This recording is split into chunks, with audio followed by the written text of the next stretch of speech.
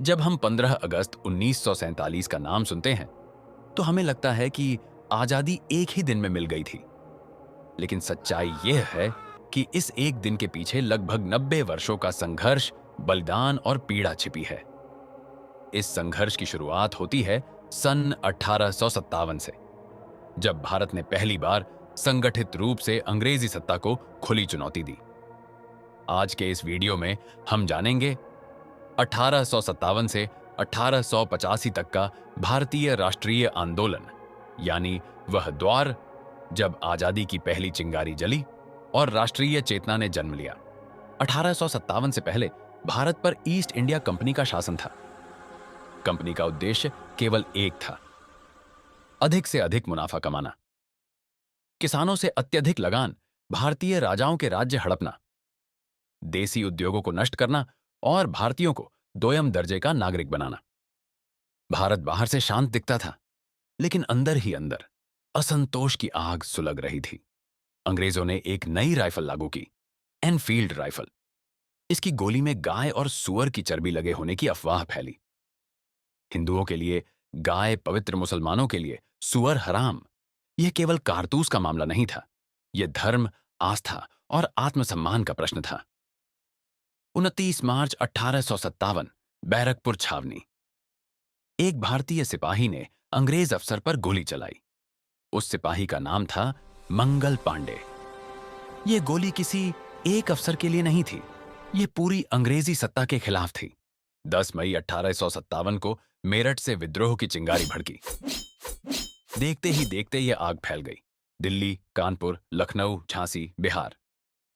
दिल्ली पहुंचकर विद्रोहियों ने बहादुर शाह जफर को भारत का सम्राट घोषित किया।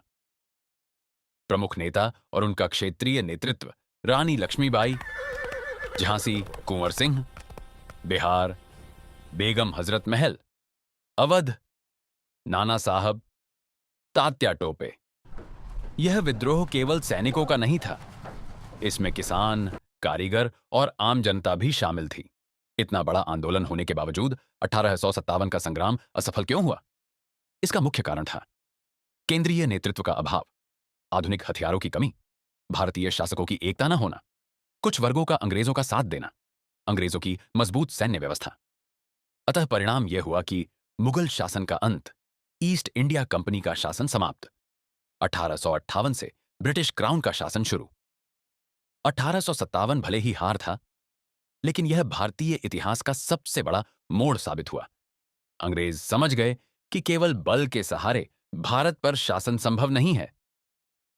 इसीलिए उन्होंने प्रमुख परिवर्तन किए, जैसे रानी विक्टोरिया की घोषणा, धार्मिक मामलों में हस्तक्षेप कम, भारतीय राजाओं के प्रति नरम नीति, लेकिन साथ ही फूट डालो और राज करो की नीति अपनाई गई।